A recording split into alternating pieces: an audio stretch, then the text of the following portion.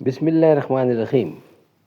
ناظرین، وی log number 300 یعنی 300 اور اس کی پہلی قسط ہے آج کے لحاظ سے، پیج ہے 284، معرف القرآن جلد 2۔ ناظرین، روزانہ کی بنیاد پر ہم آپ کے سامنے رکھ رہے ہیں قرآن کریم کا ترجمہ، تشریح، تفسیر اور تلاوت کلام پاک۔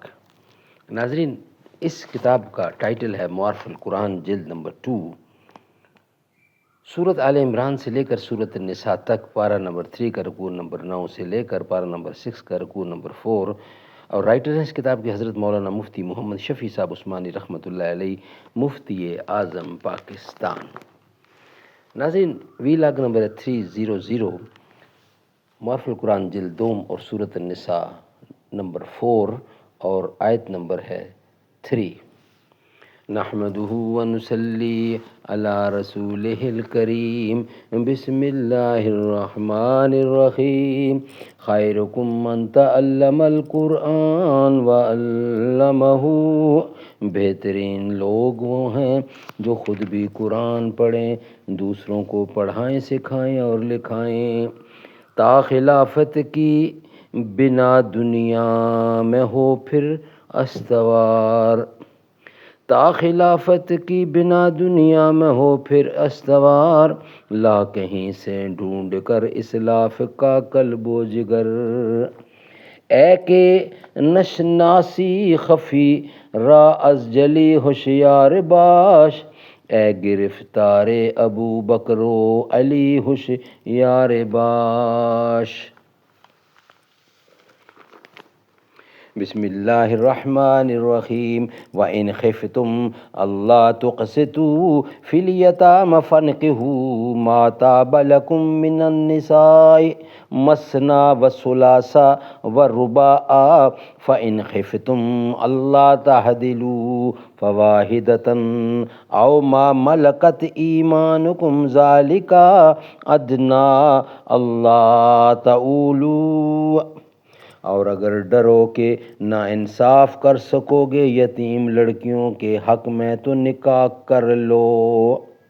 اور اگر ڈرو کہ نا انصاف کر سکو گے یتیم لڑکیوں کے حق میں تو نکاح کر لو۔ جو اور عورتیں تم کو خوش آویں، دو دو، تین تین، چار چار، پھر اگر ڈرو کہ ان میں انصاف نہ کر سکو گے تو ایک ہی نکاح کر لو۔ یا لونڈی جو اپنا مال ہے اس میں امید ہے کہ ایک طرف نہ جھک پڑو گے۔ خلاصہ تفسیر، ربط آیت ما قبل کے آیت میں یتامہ کی حق تلفی کی ممانعت تھی کہ اولیاء کو ان کے اموال خرد برد کرنا حرام ہے۔ اس آیت میں بھی ایک دوسرے عنوان سے اس حکم کا اعادہ ہے کہ جن لوگوں کی ولایت میں یتیم لڑکیاں ہیں ان سے اس خیال سے نکاح نہ کریں کہ اپنے اختیار کی لڑکی ہے، جتنا چاہیں گے مہر مقرر کر دیں گے، اور جو اموال ان کی ملک میں ہیں وہ بھی اپنے قبضے میں آ جائیں گے۔ غرض قرآن کریم کی اس آیت نے صراحتاً بتلا دیا کہ مال یتیم پر قبضہ کرنے کا ہر ہیلہ اور بہانہ ناجائز ہے، اور اولیاء کا فرض ہے کہ وہ دیانتداری سے ان کے حقوق کی نگہداشت کریں۔ چنانچہ فرمایا، اور اگر تم کو اس بات کا احتمال بھی ہو اور یقین ہو تو بدرجہ اولیٰ کہ تم یتیم لڑکیوں کے بارے میں بابت ان کے مہر کے انصاف کی رعایت نہ کر سکو گے تو ان سے نکاح مت کرو، بلکہ اور حلال عورتوں سے جو تم کو اپنی کسی مصلحت کے اعتبار سے پسند ہو نکاح کر لو، کیونکہ وہ مجبور نہیں، آزادی سے اپنی رضا ظاہر کر سکتی ہیں۔ اور یہ نکاح اس قید کے ساتھ ہو کہ جو ایک عورت سے زیادہ کرنا چاہے تو ان صورتوں میں سے کوئی صورت ہو۔ ایک صورت یہ کہ ایک مرد دو عورتوں سے نکاح کر لے، یعنی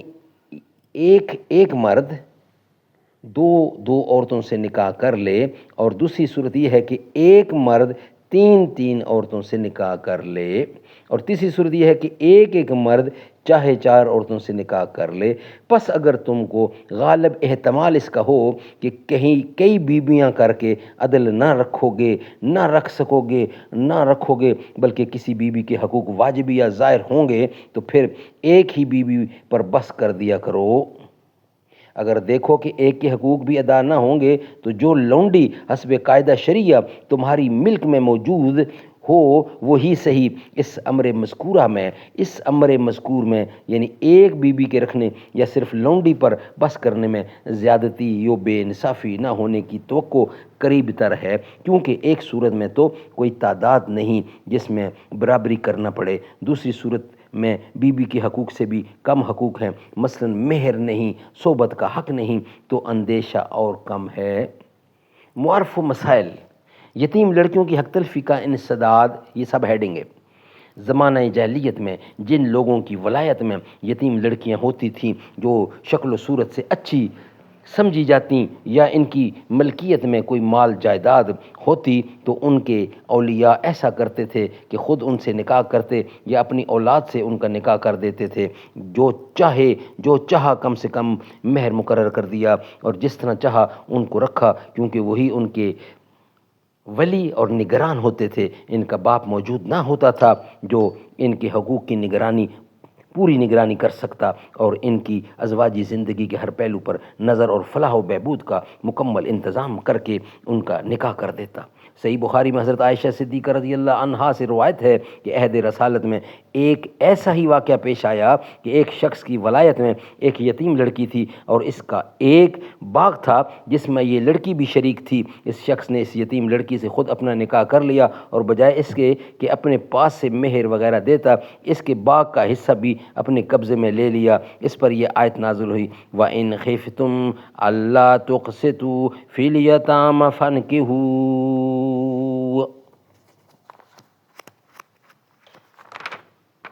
مَا طَابَ لَكُم مِّنَ النِّسَاءِ،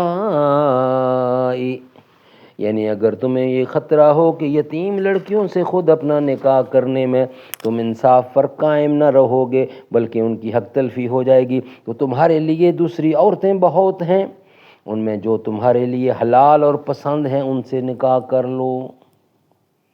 نکاح نابالغ کا مسئلہ، اس آیت میں یتامہ سے مراد یتیم لڑکیاں ہیں، اور اصلاح شرع میں یتیم اس لڑکی کو یعنی اسی لڑکی یا لڑکے کو کہا جاتا ہے جو ابھی بالغ نہ ہو۔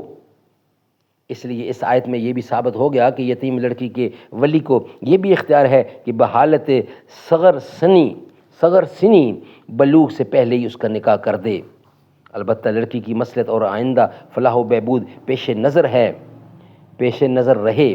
ایسا نہ ہو جیسے بہت سی برادریوں میں رائج ہے کہ بڑی لڑکی کا نکاح چھوٹے بچے سے کر دیا، عمروں کا تناسب نہ دیکھا یا لڑکے کے حالات و عادات کا جائزہ نہ لیا، ویسے ہی نکاح کر دیا، اور وہ بالغ لڑکیاں جن کے باپ مر چکے ہیں اگرچہ بالغ ہونے کی بنا پر خود مختار ہیں، لیکن لڑکیاں شرم و حیا کی بنا پر عادتاً بالغ ہونے کے بعد بھی اپنے نکاح کے معاملے میں خود کچھ نہیں بولتی، اولیاء اور وارث جو کچھ کر دیں اسی کو قبول کر لیتی ہیں، اس لیے ان کے اولیاء پر بھی لازم ہے کہ ان کی حق تلفی سے پرہیز کریں۔ بہرحال اس آیت میں یتیم لڑکیوں کے ازواجی حقوق کی پوری نگہداشت کا حکم مذکور ہے، مگر عام حکومتوں کے قانون کی طرح اس کے نافذ کرنے کی ذمہ داری براہ راست حکومت پر ڈالنے کی بجائے خود عوام کو خدا تعالیٰ کے خوف کا حوالہ دے کر حکم دیا گیا کہ اگر تمہیں اس میں بے انصافی کا خطرہ ہو تو پھر یتیم لڑکیوں سے شادی کے خیال کو چھوڑو، دوسری عورتیں تمہارے لیے بہت ہیں، ان سے نکاح کرو۔ ساتھ ہی ذمہ داران حکومت کا بھی یہ فریضہ ہے کہ اس کی نگرانی کریں، کسی جگہ حق تلفی ہوتی نظر آئے تو بزور قانون حقوق ادا کریں۔ سبحان اللہ۔ ناظرین، اسی کا سب ہیڈنگ ہے کہ قرآن میں تعداد ازواج اور اسلام سے پہلے اقوام عالم میں اس کا رواج۔ ایک مرد کے لیے متعدد بیویاں رکھنا اسلام سے پہلے بھی تقریباً دنیا کے تمام مذاہب میں جائز سمجھا جاتا تھا۔ عرب، ہندوستان، ایران، مصر، بابل وغیرہ ممالک کی ہر قوم میں کثرت ازواج کی رسم جاری تھی اور اس کی فطری ضرورتوں سے آج بھی کوئی انکار نہیں کر سکتا۔ دور حاضر میں یورپ نے اپنے متقدمین کے خلاف تعدد ازواج کو ناجائز کرنے کی کوشش کی تو اس کا نتیجہ بے نکاحی داشتہوں کی صورت میں برآمد ہوا۔ بالآخر فطری قانون غالب آیا اور اب وہاں کے اہل بصیرت حکما خود اس کو رواج دینے کی حق میں ہیں۔ مسٹر ڈیون پورٹ جو ایک مشہور عیسائی فاضل ہے، تعدد ازواج کی حمایت میں انجیل کی بہت سی آیاتیں نقل کرنے کے بعد لکھتا ہے، ان آیتوں سے یہ پایا جاتا ہے کہ تعدد ازواج صرف پسندیدہ ہی نہیں بلکہ خدا نے اس میں خاص برکت دی ہے۔ سبحان اللہ۔ اس طرح پادری نکسن اور جان ملٹن اور اپزج ٹیلر نے پرزور الفاظ میں اس کی تائید کی ہے۔ اس طرح دیدک تعلیم غیر محدود تعدد ازواج کو جائز رکھتی ہے اور اس سے 10 13 27 بیویوں کو ایک وقت میں جمع رکھنے کی اجازت معلوم ہوتی ہے۔ کرشن جو ہندوؤں میں واجب التعظیم اور اوتار مانے جاتے ہیں، ان کی سینکڑوں بیویاں تھیں۔ جو مذہب اور قانون عفت و عصمت کو قائم رکھنا چاہتا ہو اور زناکاری کا انسداد ضروری جانتا ہو، اس کے لیے کوئی چارہ نہیں کہ تعدد ازواج کی اجازت دے۔ اس میں زناکاری کا بھی انسداد ہے اور مردوں کی بنسبت عورتوں کی جو کثرت بہت سے علاقوں میں پائی جاتی ہے، اس کا بھی علاج ہے۔ اگر اس کی اجازت نہ دی جائے تو داشتہ اور پیشہ